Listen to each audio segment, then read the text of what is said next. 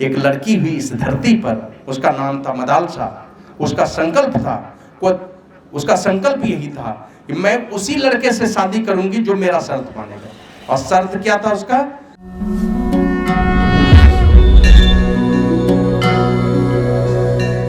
देवी सीता कहती है मेरा ब्याह तो श्री राम से हुआ है, जहां मेरे श्री राम है वही मेरी अयोध्या है।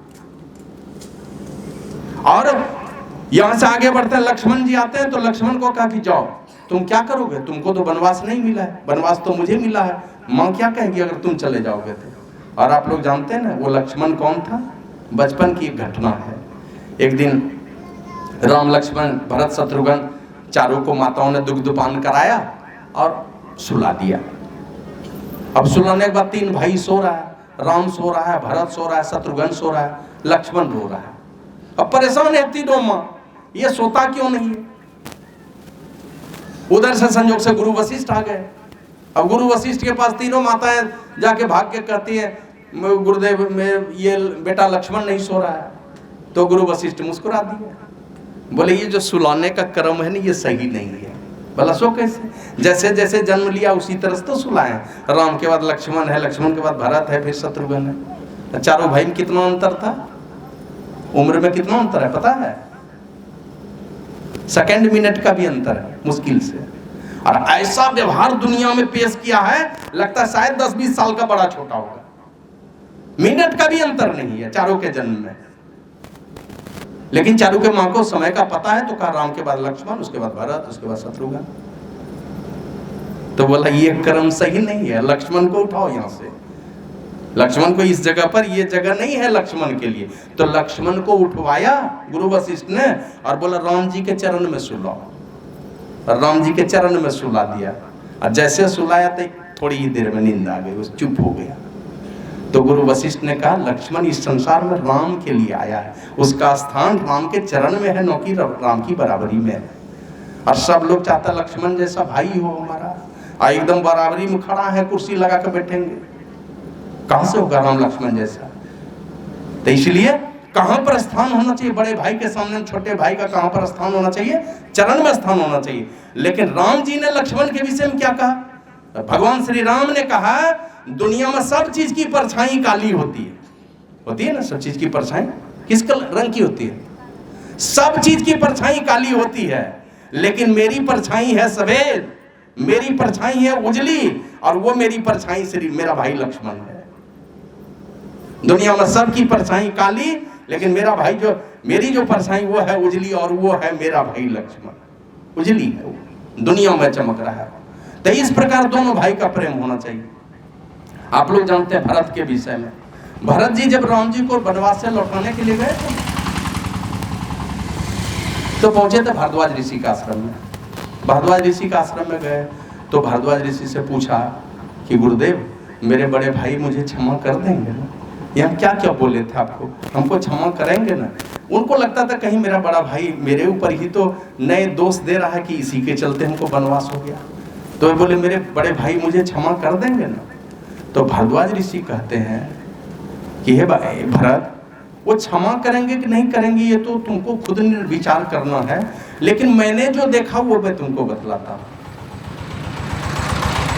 बोला कि जब तुम्हारे भाई श्री राम आ रहे थे यहाँ से यात्रा शुरू किए तो पूजा करने के समय में हाथ में जो धूप दीप फूल बेलपत्र वो जो लिए हुए थे,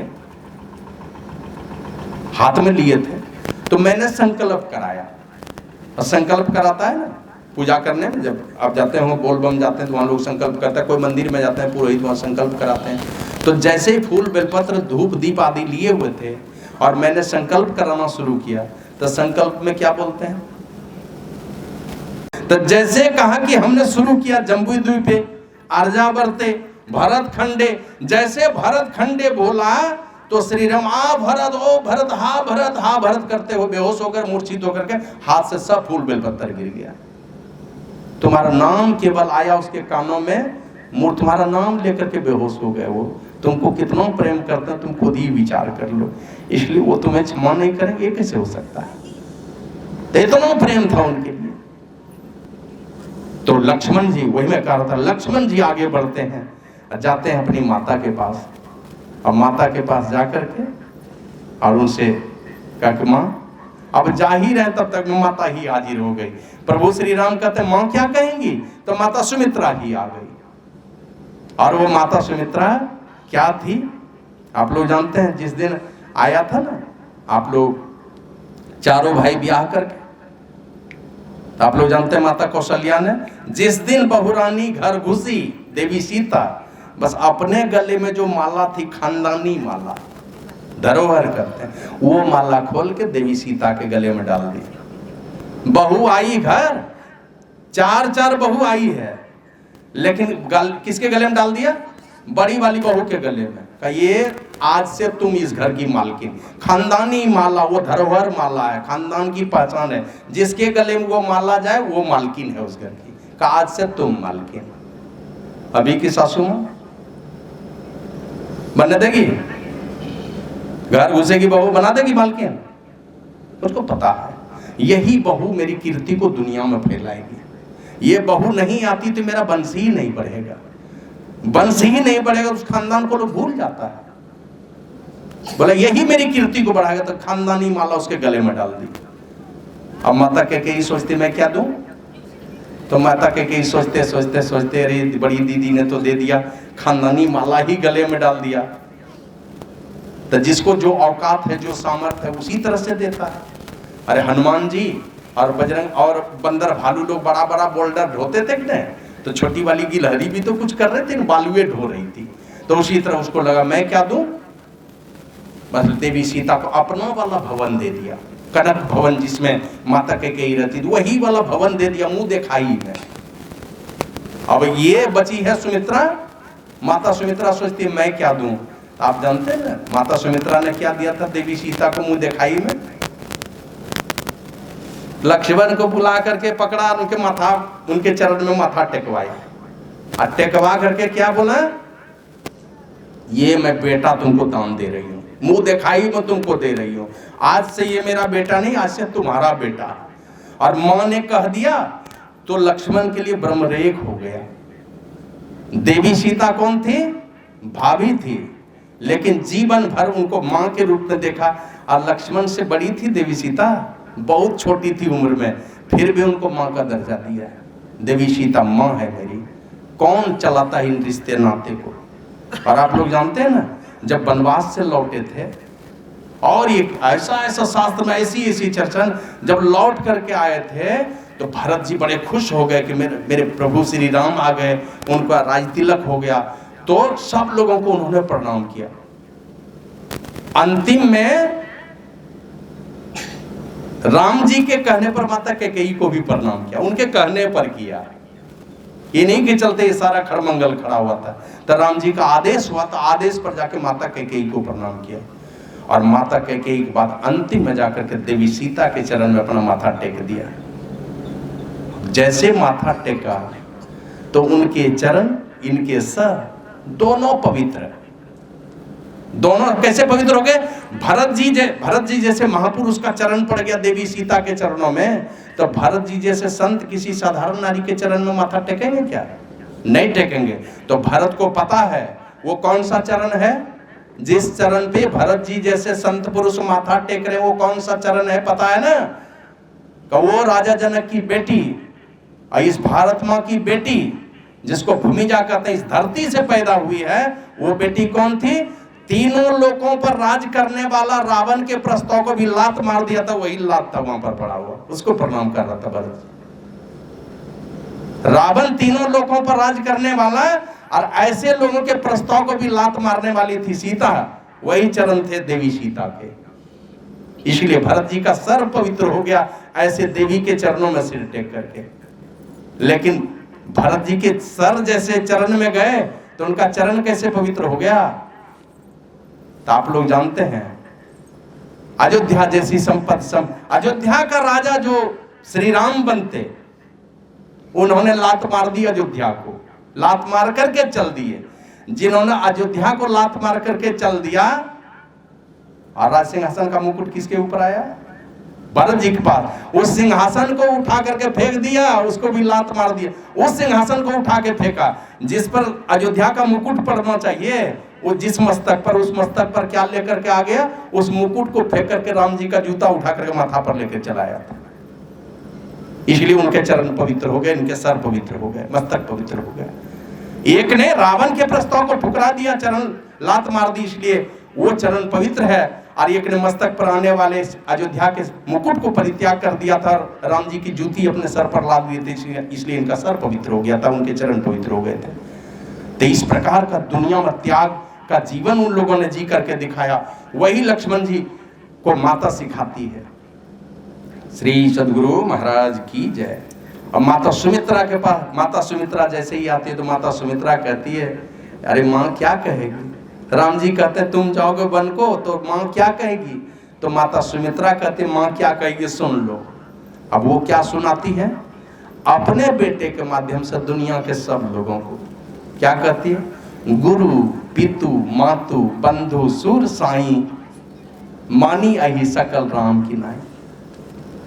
किनको किनको? का गुरु को, माता को, पिता को, भाई को, देवता को, और स्वामी माने मालिक को। चाहे जिस किसी भी प्रकार का मालिक है, चाहे संसार का मालिक हो, घर का मालिक हो, या कहीं भी कुछ भी है, किसी भी स्थिति में आपके अगर कोई मालिक नजर आ रहे हैं तो वो भगवान। किस तरह से मानना है? गुरु को मानो राम के नाते, माता को किस नाते? उनको भी राम के नाते। माना जैसे ही गुरु के चरण में गए, ये गुरु कौन है? आदमी है? नहीं, हमारे गुरु महाराज लिखे हैं गुरु धन्य है, गुरु धन्य है, गुरु धन्य दाता दयाल, और प्रभु गुप्त है, गुरु प्रगट है दोनों एक ही दयाल। परमात्मा गुप्त है, इन आंखों से देख नहीं सकते, अब उन्हीं का रूप है गुरु जो प्रगट है, दोनों एक ही है। तो गुरु को मानना किसी से माता सबरी को मतंग मुनि ने जो कहा, राम को देखा था माता सबरी ने कभी अपने जीवन में? एक दिन, अंतिम दिन देखा। जिस दिन शरीर छोड़ के गई है उसी दिन अंतिम में दर्शन हो, कभी नहीं देखा। उसके पहले राम जी आए भी थे धरती पर? क्या आए नहीं थे? जिस दिन देखा वो अंतिम दिन देखा, उसके पहले कभी दर्शन ही नहीं है माता सबरी को। और रामायण में लिखा है प्रथम भगति संतन कर संगा, दूसरी रति मम कथा प्रसंगा, गुरुपद पंकज सेवा, तीसरी भगति मान, चौथी भगति मम गुणगन करई कपट तजिगान, मंत्र जाप मम दृढ़ विश्वासा, पंचम भजन सो वेद प्रकाशा। राम जी को कभी देखा नहीं। किसको देखा? सामने में गुरु खड़े हैं। तुलसीदास जी महाराज लिखे हैं बंदो गुरुपद कंज, बंदो गुरुपद कंज, मैं गुरु के चरण कमल की वंदना करता हूं। क्यों? तो कहते हैं कृपा सिंधु नर रूप है। गुरु कौन है? इनके गुरु के चरणों की वंदना क्यों करता हूं? तो कहते हैं कृपा सिंधु नर रूप हरि। ये कृपा के सागर है गुरु, और नर रूप में ही परमात्मा है ये। यही कह करके माता सबरी ने जीवन गुजारा। 11,000 वर्षों तक इस धरती पर रही। खाली गुरु महाराज कह के गए थे मतंग मुनि कि राम जी आएंगे अब तुम्हारे माध्यम से दुनिया को भक्ति का संदेश सुनाएंगे। राम के आशा में क्यों खड़ी थी? गुरु महाराज कह के गए हैं कि तुम यहीं रहना, चले नहीं जाना बीचे में, काम तो पहले से पूरा है। शरीर छोड़ के जब मर्जी होती तब जाती। कह राम जी आए और उनके सामने में ही शरीर छोड़ के गई है, तो पहले नहीं जा सकती थी? पहले जा सकती थी। तो उनको सामर्थ्य था अपने से दुनिया से जाने का, लेकिन जोगवारी करके रखी कि राम जी आएंगे। क्यों? तो गुरु महाराज कह करके गए हैं। तो अपने गुरु में ही परमात्मा को देखती रही, और गुरु का जैसा आदेश हुआ उसी आदेश से भक्ति करती रही।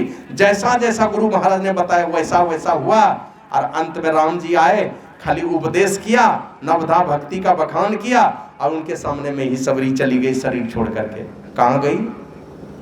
लिखा है रामचरितमानस में, कही कथा सकल बिलो की हरिमुख, हृदय पद पंकज धरे, तजी जोग पावक दे हरि पद लीन भई जहां नहीं थे। परमात्मा के उस पद में चली गई सबरी, मतलब उसी में जाके मिल गई जहां से लौटना ही नहीं पड़ता। परमात्मा में मिल गई तो परमात्मा ही हो गई। अब उसकी अपनी मर्जी पर सारा संसार चलेगा। यहाँ तो आदमी के शरीर में थी, वो भक्ति करके परमात्मा में मिल गई। तो लक्ष्मण को कहा उनकी माता ने, गुरु की पूजा किस तरह से? ये परमात्मा है। माता की पूजा किस तरह से? ये परमात्मा है।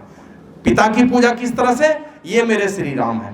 भाई की पूजा किस तरह से, कैसा आदर होना चाहिए, ये मेरे श्री राम है, जो भी भाई हैं। और महाभारत में तो लिखा है भाई भाई का भोजन अगर एक साथ हो तो वो अमृत है। भाई भाई का भोजन एक साथ अगर होता है वो अमृत है, अमृत। ऐसे और भी बातें हैं, बाप और कुंवारी बेटी का भोजन अगर है साथ में तो अकाल मृत्यु नहीं होगी बाप की, ये सब महाभारत में लिखा है। कौन खाता है? ऐसे पति पत्नी के भी विषय में लिखा है, दोनों धर्मात्मा हो, पति का भोजन पहले हो, उस थाल में पत्नी खाए तो दीर्घायु होते हैं पति, और पत्नी को दुनिया में कीर्ति फैलती है, अमृत माना है उसको। और साथ में खाना, उसके विषय में तो परिणाम बहुत खराब लिखा है, इसे जिनको मन करता खाइए, लेकिन परिणाम बड़ा खराब है उसका, पति पत्नी का साथ का भोजन।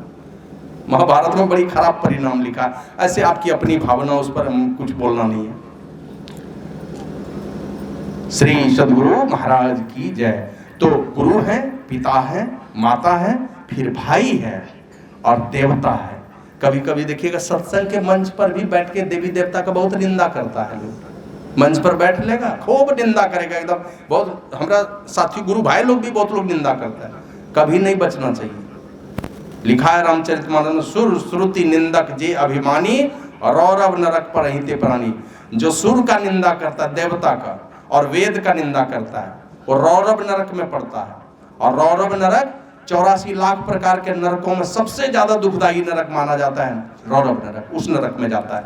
इसलिए देवी देवता किस प्रकार से मानना है, हाँ, मानने का तरीका सीखना है संतों से, है ना। जैसे घर में कोई शादीशुदा हमारी बहनें हैं तो अपने सासू माँ को मानती है, ससुर को मानती है, अपनी छोटी गोतनी को मानते हैं, मैंने देवरानी को, फिर जेठानी जो बड़ी गोतनी है उनको मानती है, देवर को, भैंसुर को, सबको मानती है, सब बच्चे को मानती है। लेकिन अपने पति से ज्यादा प्यार किन्हीं को देती है क्या? उसी प्रकार हमें सबसे ज्यादा प्यार कहाँ देना है? परमात्मा के साथ में। भक्ति कैसे करनी है सारे देवताओं की? इस प्रकार की भक्ति हो, लेकिन परमात्मा से बढ़ करके उनकी भक्ति नहीं करेंगे।